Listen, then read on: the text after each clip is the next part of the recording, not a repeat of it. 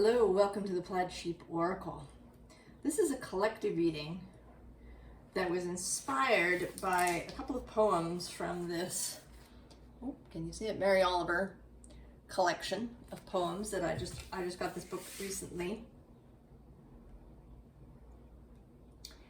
And it took me a little while to get to the poems. Nothing seemed quite right as I was sort of paging through it, and then I decided to go by the date. Today is July 16th. There isn't a page 716, but if I do all the numbers together, 7, 1, and 6, and reduce them all the way down, you get 5. Now, the interesting thing is that if you also add the year, 2025, you still get 5.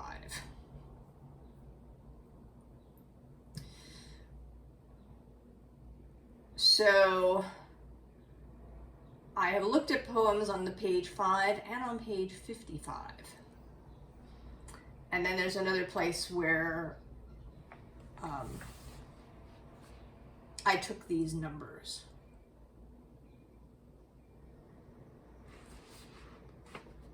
And there's something about making a choice. So the first poem on page 5 is The World I Live In. I have refused to live locked in the orderly house of reasons and proofs. The world I live in and believe in is wider than that. And anyway, what's wrong with maybe? You wouldn't believe what once or twice I have seen. I'll just tell you this. Only if there are angels in your head will you ever possibly see one. So there is that. And then on page 55, early in the morning we crossed the Ghat where fires were still smoldering. Oh, I'm sorry. This is called Varanasi, a trip to India. Early in the morning we crossed the Ghat where fires were still smoldering and gazed with our Western minds into the Ganges. A woman was standing in the river up to her waist. She was lifting handfuls of water and spilling it over her body, slowly and many times, as if until there came some moment of inner satisfaction between her own life and the river's. Then she dipped a vessel she had brought with her and carried it filled with water back across the Ghat, no doubt to refresh some shrine near where she lives, for this is the holy city of Shiva, maker of the world, and this is his river. I can't say much more, except that it all happened in silence and peaceful simplicity, and something that felt like the bliss of a certainty in a life lived in accordance with that certainty. I must remember this, I thought, as we fly back to America. Pray God I remember this. So,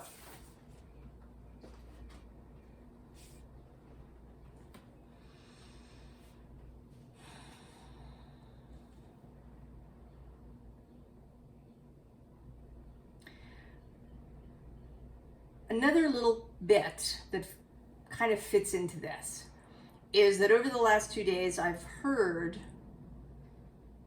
sort of two completely different people talking in completely different contexts about how we as humans seem to feel this need, we have this need to prove our worthiness.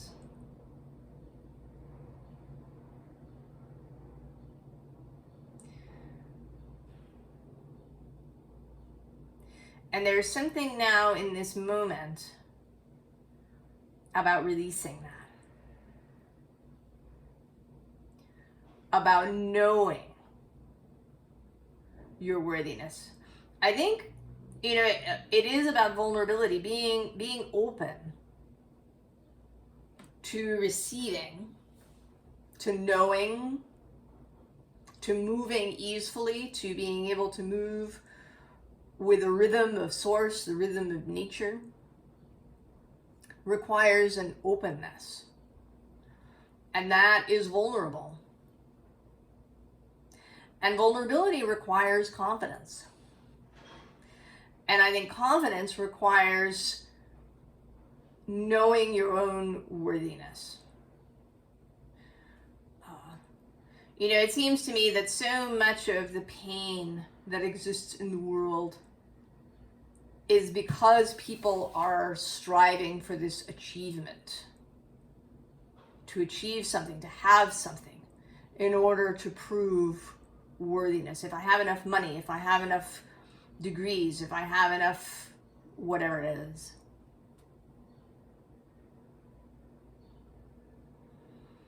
The sense that there is never enough.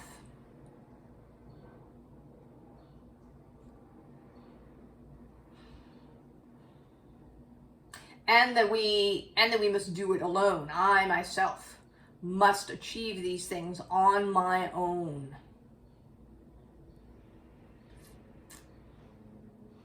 I think this occurs even in places where the culture is sort of more group-centric. I was actually thinking yesterday that even though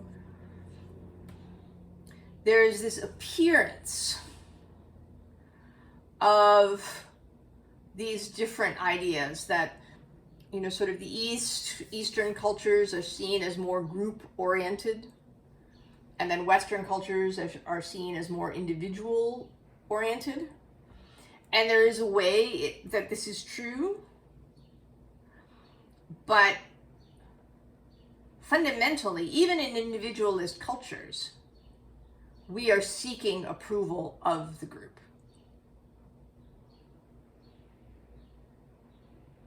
Even if it seems on the surface, you know, that we make these decisions that are very individually based, I think that still there is this underlying need to be approved by the group. It may be a smaller group, that in those more group-centric cultures, but also not necessarily.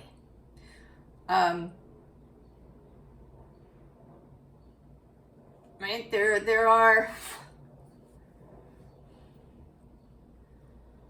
right, there are cultural things. I was thinking about this too when I was watching this little video about sheep. They were rescue sheep and they were raised by people. And so they don't really behave the way sheep do. I mean, they do, right? They hang out together. There's two sheep. They hang out with the other animals. But then they do all these things that they learned via this lengthy connection to humans. Like one of the sheep will sort of hoof his human in order to get, you know, love, in a way that a sheep that just grew up with sheep wouldn't do. So there are these cultural things, but underneath, there's still this basic humanness, this need to be accepted into the group.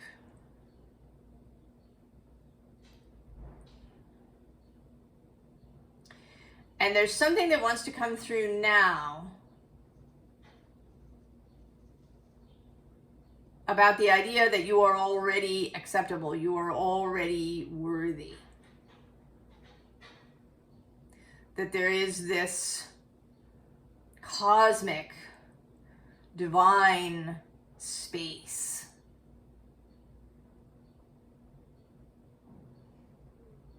that you can open yourself to, tap into, be a part of.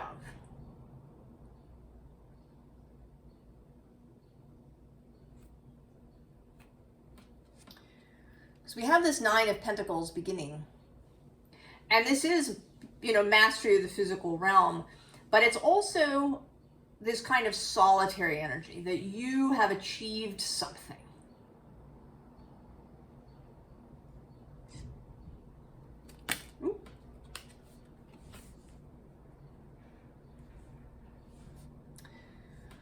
You know that now you have reached this place.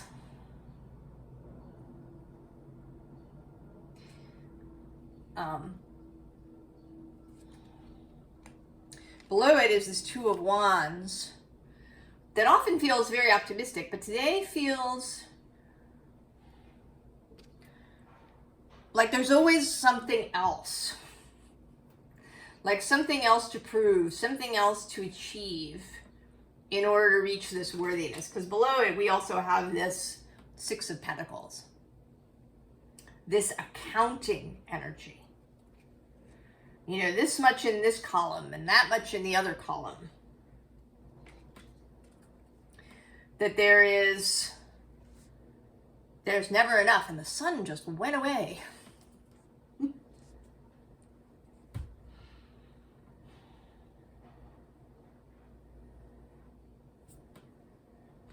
But the underside has this Ten of Swords, which is very much a surrender energy.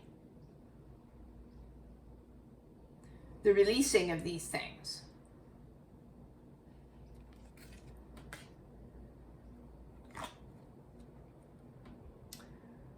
Justice. Not in the human sense, but in natural justice, in things being right, in things being true, like a shelf, you know, is true, like a you know, a square in a building is true. The way something is in the golden ratio. The trueness of sacred geometry.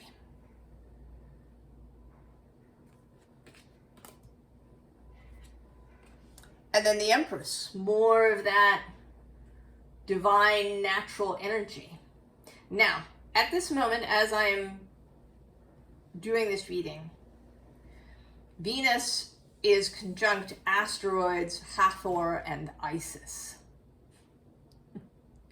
This is triple Empress energy. Now, they each have their own sort of details, their own flavor, their own kind of spheres of influence.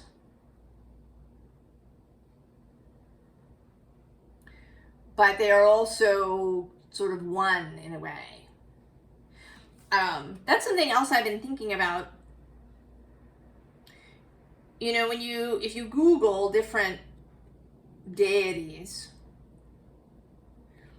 you know, you get these descriptions and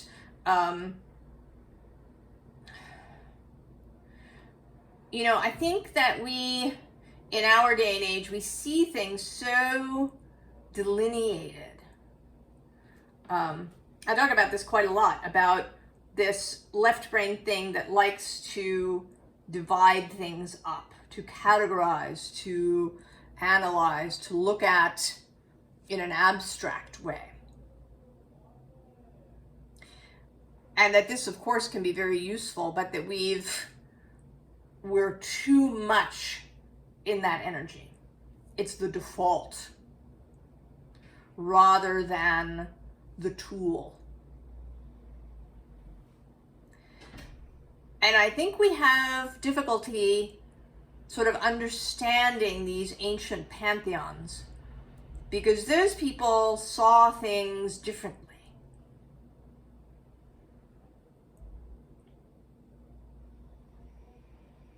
They were much more, you know, right brain led, seeing things holistically, seeing things in a nuance, the ability to have paradox, to have contradiction, to have yes and.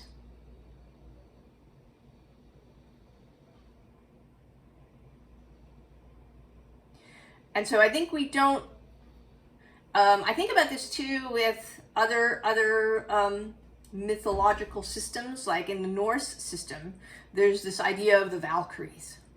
And now we have this vision of, you know, women on winged horses who, you know, come and take dead warriors away. But originally, the Valkyries were not like that. The Valkyries were forces. The names of Valkyries that appear in the record are things like spear through the chest. So the Valkyrie is a representation of the way a warrior died. She arrives, you know, as this spear in the chest.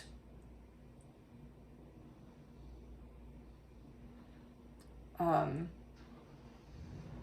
know, she's this, right? She's a force.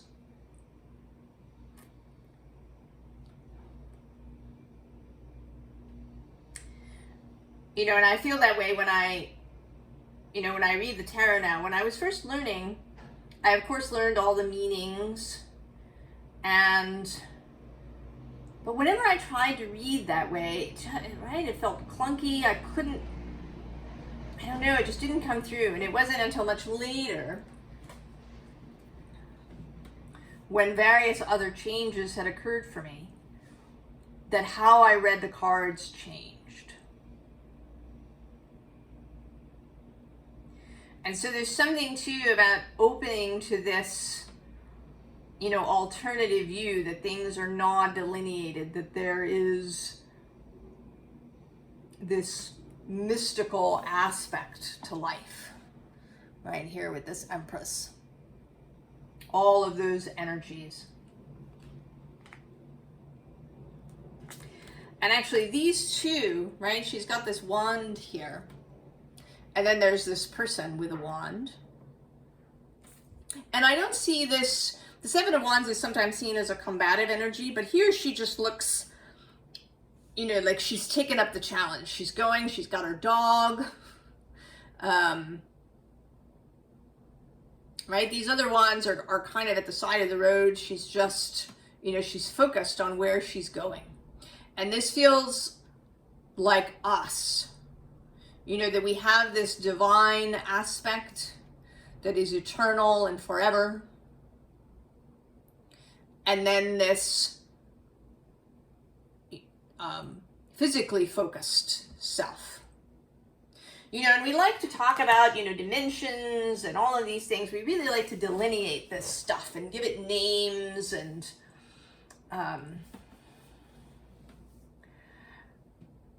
you know, I think that, right, that can be enjoyable, it can be fun. And if it's like that, if it feels really interesting and kind of fun, and, you know, if you play with it, then I think that is, you know, sort of a beautiful thing. But if it begins to, you know, be restrictive, you know, it has to be this, and these are the dimensions, and this is what happens, and, you know, this God only does this, and, you know, these kinds of things, then I think you've strayed into, right, into that over-analyzing space that can only see the map and can't see the landscape. And so then we have the Chariot. And this is an interesting chariot because it's, you know, it's more of a podium. And I've been seeing it as a kind of a teleporter, like a mystic teleporter, that you step onto the platform and it sends you somewhere.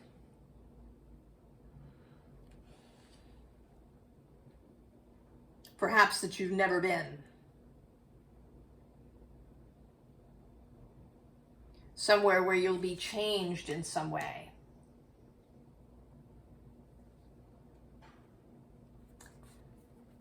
So then we have the condyle, the ulcer, the cosmic doubt.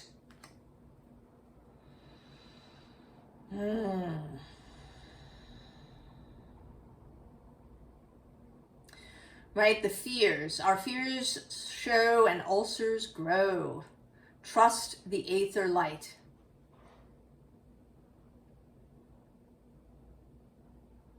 Right? It's like we've swallowed. It's like we've swallowed the torch.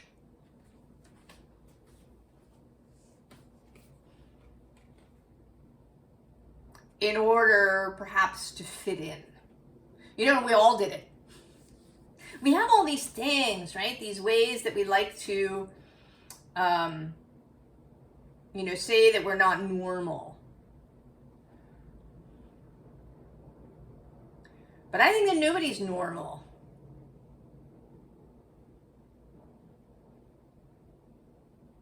Really.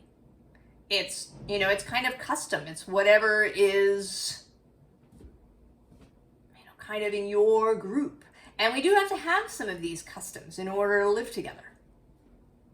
This is more of that yes and energy that I think is part of this Aquarian thing. If you watch me, you know I believe we entered the age of Aquarius in the middle of the 17th century. That we've been there since then. But regardless, we certainly have Pluto in Aquarius. So regardless of whether you believe that we're in the age of Aquarius or not, there's going to be an exploration of this, of the energy of the commons, of how we are as a society, and also of how the individual fits into the group. And if you're looking at things with this very left-brained idea of pulling things apart, well then you have a really hard time putting them back together. But if you can see it from the right brain side, from this nuanced approach, then you can. Because you're good at the yes and. Now under this is this Bifrost bridge, the coming home. That's been showing up a lot. And then on the underside is the shield, the helm of awe.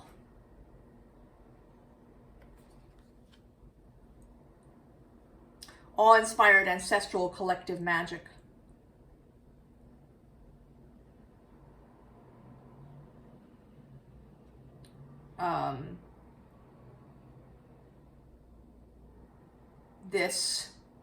Right, it talks about the best shield being confidence. So confidence in your own worthiness, just as you are, and confidence in your own soul, in this ethereal, eternal aspect of yourself.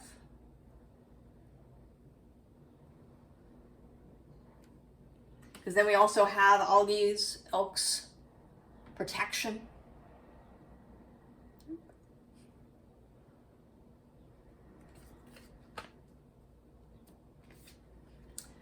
And then this Offerlagu, embraced and mirrored.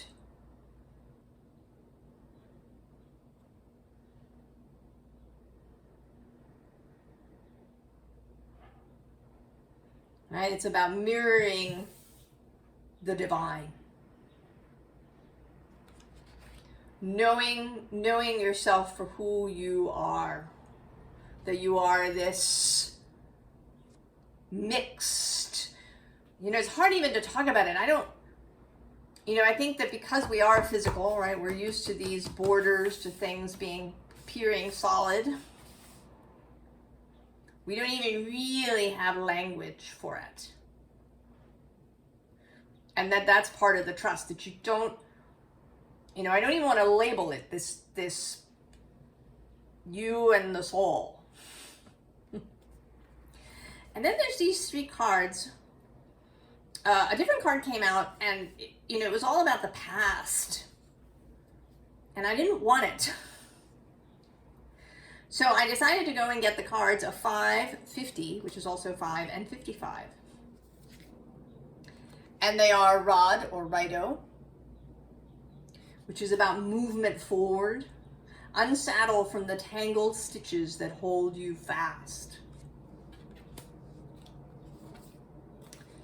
And then Ripian, ripen, mature. Sublime things improve with time. Some reach their fullest bloom, immature with so much room to still fine-tune their burgeoning maturation.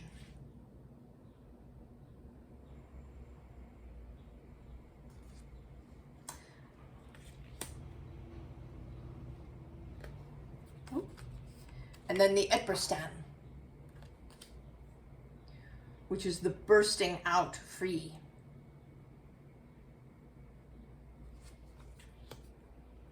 So movement, growth, maturation, ripeness, bursting out.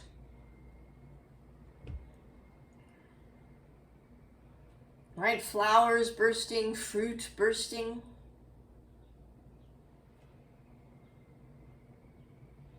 Right? The Empress energy.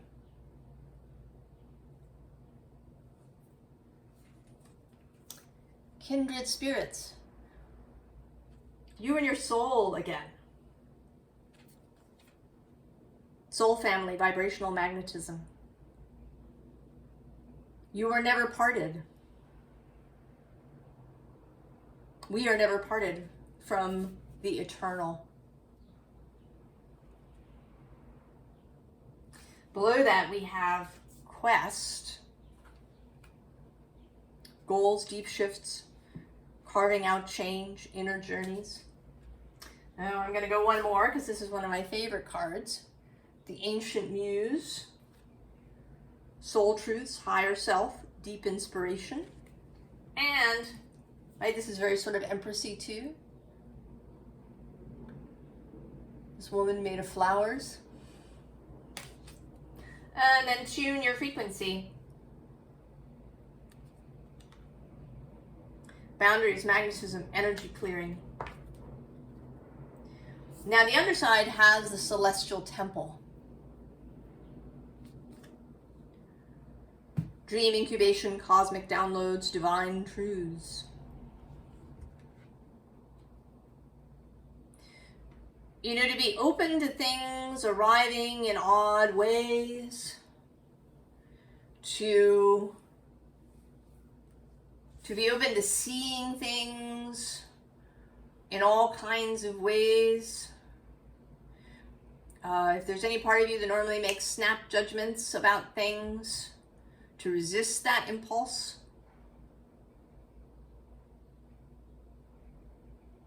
I mean, any kind of automated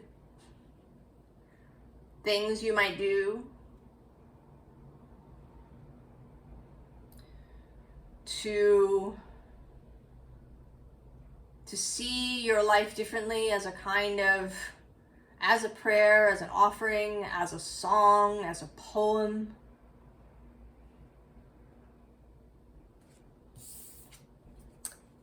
Animal kin. Sweet familiars, messengers, companions.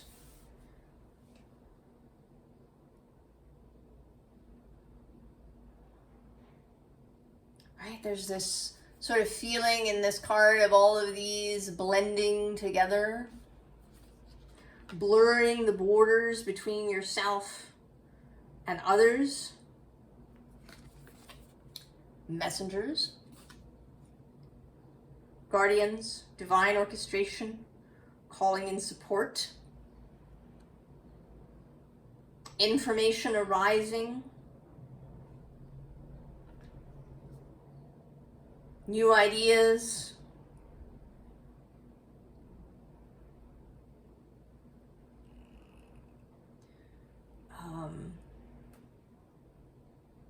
new ways of thinking, new ways of receiving, and then the hidden portal. Alternate routes, look closer, creative solutions.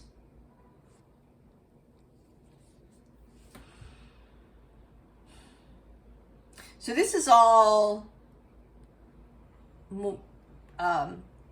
more formal advice. Although, you know, again, it all blends, right? Blending together. We have sacred union. Beloved within. Inner and outer relationships. The blurring of this and that. And then open. Say yes. Expand through extremes. Trust life.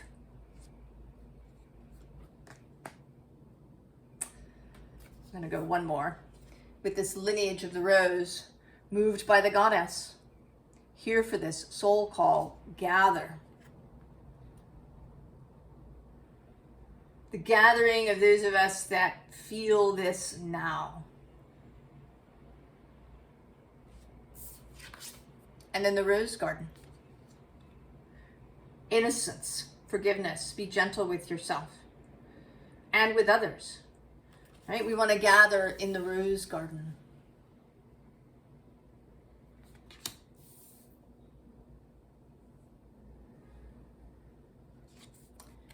And then we have soul journey. This sense of separation and then coming back. Right? This going and coming back shows up so much in stories and myths and ideas and philosophies and what we do in our lives. The journey of the soul, the journey of the human self, the coming back, the separation of those two, the coming back together. Below that is intuition and also sensuality. Now on the underside is the observer. The eternal self, the source itself.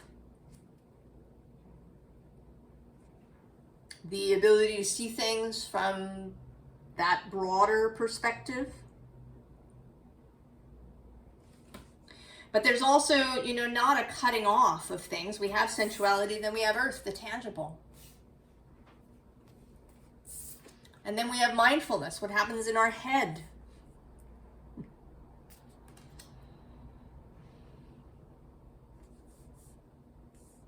Combining these things, allowing them to merge with each other. Blurring the borders. And then we have this decision card. How we make choices. And that is followed by deity.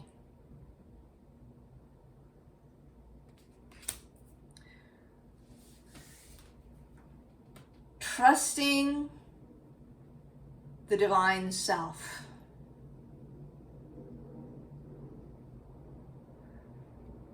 Allowing yourself to feel it, allowing yourself to hear those thoughts, those ideas, even if they don't mesh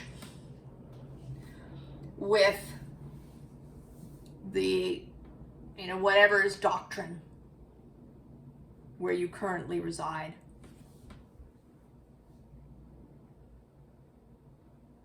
Right? Even in this hyper-individualist, or what appears to be a hyper-individualist culture here in the United States, of course there are groups. People want to belong. There are, various uniforms that people wear. Both outer and inner uniforms. Physical and mental. There may even be emotional uniforms that people are wearing in order to fit in. But this is calling for a greater belonging to the universe itself, to the earth, to the source.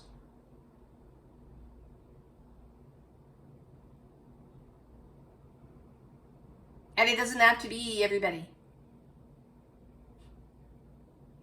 But if you're here, then I think you are being called to this.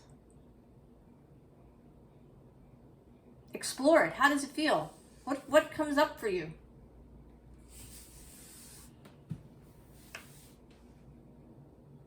Allow your mind to go places where maybe it hasn't gone before.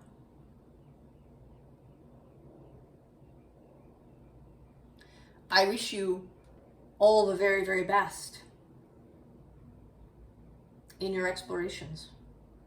And I will see you next time. So long.